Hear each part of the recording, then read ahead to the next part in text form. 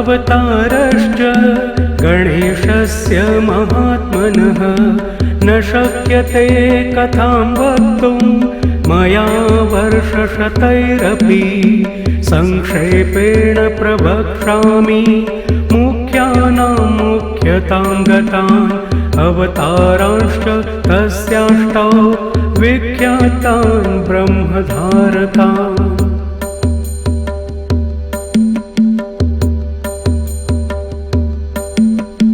वक्रतुण्डावतारश्च देहिना ब्रह्मधारकः मत्सरासुरहन्ता स सिंहवानगः स्मृतः एकदन्तावतारो वै देहिनां ब्रह्मधारकः मदासुरस्य हन्ता स आखुवाहनगः स्मृतः।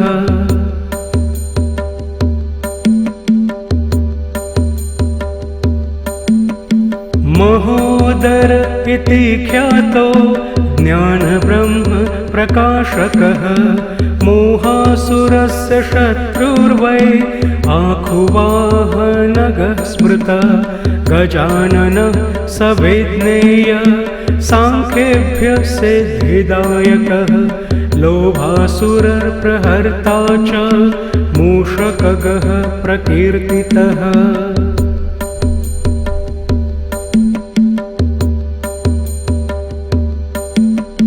लम्बोदरावतारो वै क्रोधसुरनिबर्हणः आखुगः शक्तिब्रह्मा सन्तस्य धारक उच्यते विकटो नाम विख्यात कामासुरप्रदाहकः मयूरवाहनश्चायं सौरमात्मधर स्मृतः।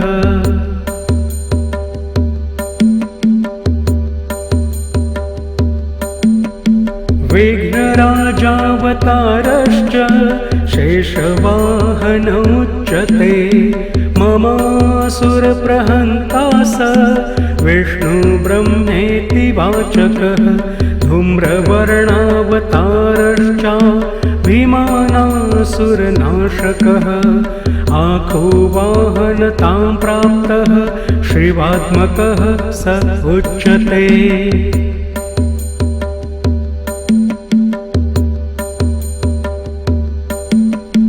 एतेष्टौ ते मया प्रोक्ता गणेशांशा विनायकः येषां भजनमात्रेण स्वस्वब्रह्मप्रधारका स्वानन्दवासकारी स गणेशान् प्रकथते स्वानन्दे योगिर्भिदृष्टो ब्रह्मणि नात्र संशयः।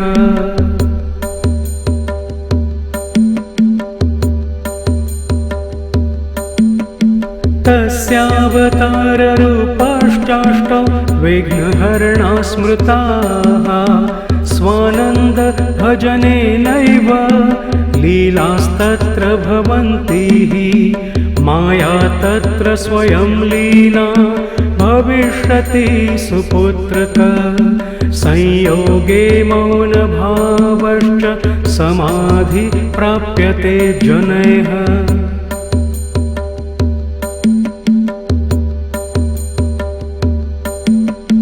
अयोगे गणराजस्य भजनेनैव सिद्ध्यति मायाभेदमयं ब्रह्म निवृत्ति प्राप्यते परा योगात्मक गणेशानो ब्रह्मणस्पतिवाचकः तत्र शान्ति समाख्याता योगरूपा जनैः कृता।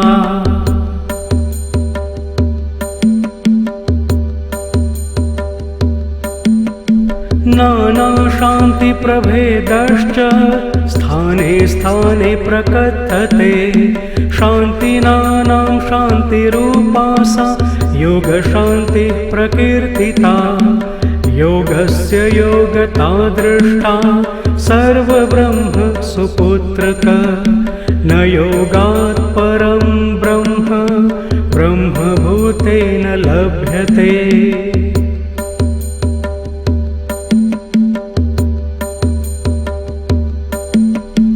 एतदेव परं गुह्यं कथितं वत्स ते लिखं। भज त्वं सर्वभावेन गणेशं ब्रह्मनायकं। पुत्रपौत्रादिप्रदं स्तोत्रमिदं शोकविनाशनं। धनधान्यसमृद्ध्यादिप्रदं भावी न संशयः।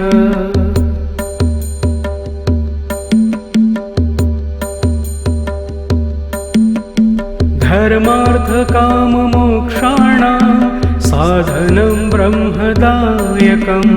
भक्तिदृढकरं चैव भविष्यति न संशय। इति मुद्गलपुराणान्तर्गतं गणेशावतार स्तोत्रं सम्पूर्णम्।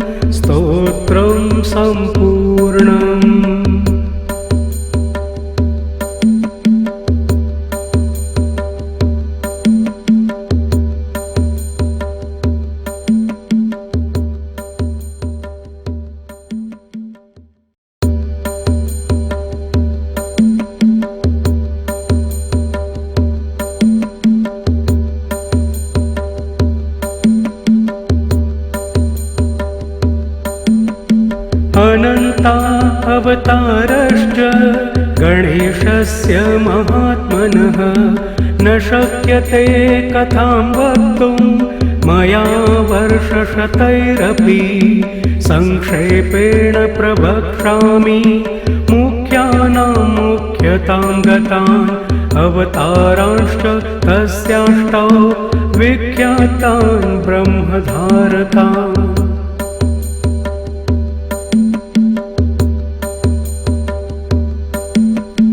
वक्रतुण्डावतारश्च देहिना ब्रह्मधारकः।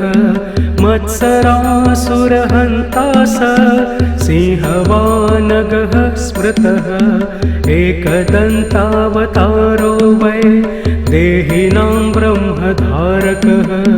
मदासुरस्य हन्ता स आखुवाहनगः स्मृतः।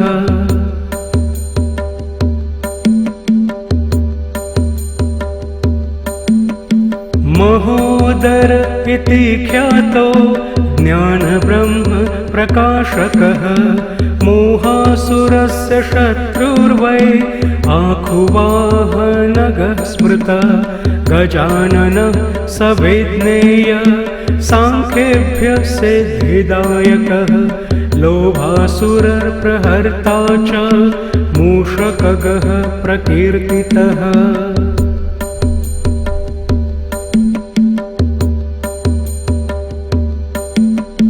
लम्बोदरावतारो वै क्रोधसुरनिबर्हणः।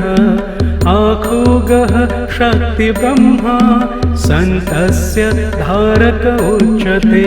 विकटो नाम विख्यात कामासुरप्रदाहकः।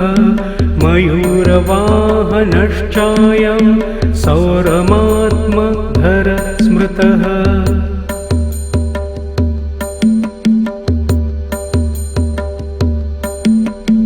विघ्नराजावतारश्च शेषवाहनमुच्यते। ममासुरप्रहन्ता स विष्णुब्रह्मेति वाचकः। धूम्रवर्णावतारश्च भीमानासुरनाशकः। आखुवाहनतां प्राप्तः शिवात्मकः स उच्यते।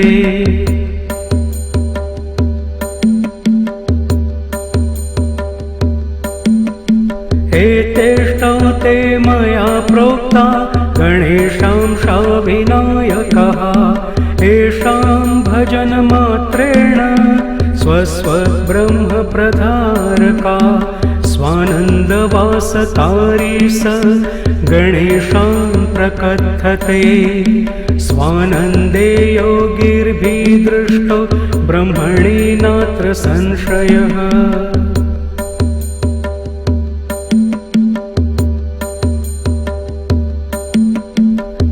तस्यावताररूपाश्चाष्टौ विघ्नहरणा स्मृताः स्वानन्द भजनेनैव लीलास्तत्र भवन्ति माया तत्र स्वयं लीना भविष्यति सुपुत्रक संयोगे मौनभावश्च समाधि प्राप्यते जनैः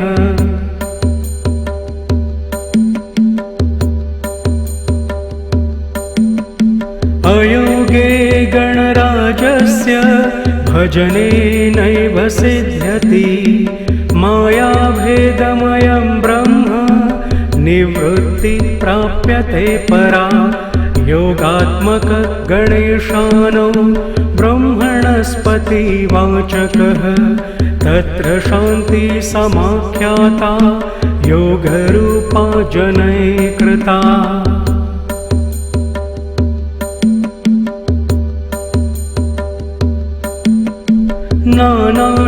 नानाशान्तिप्रभेदश्च स्थाने स्थाने प्रकथते शान्तिनानां शान्तिरूपा सा योगशान्तिः प्रकीर्तिता योगस्य योगता दृष्टा सर्वब्रह्म सुपुत्रक न योगात् परं ब्रह्म ब्रह्मभूतेन लभ्यते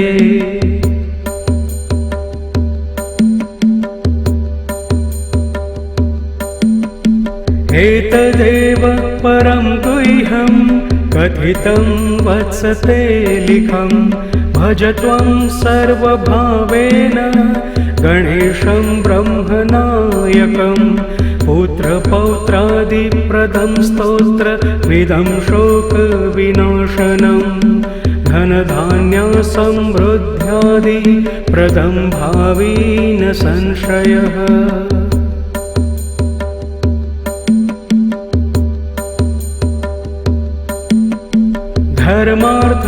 धर्मार्थकाममोक्षाणां साधनं ब्रह्मदायकं भक्तिदृढकरं चैव भविष्यति न संशय इति मुद्गलपुराणान्तर्गतं गणेशावतार स्तोत्रं सम्पूर्णम्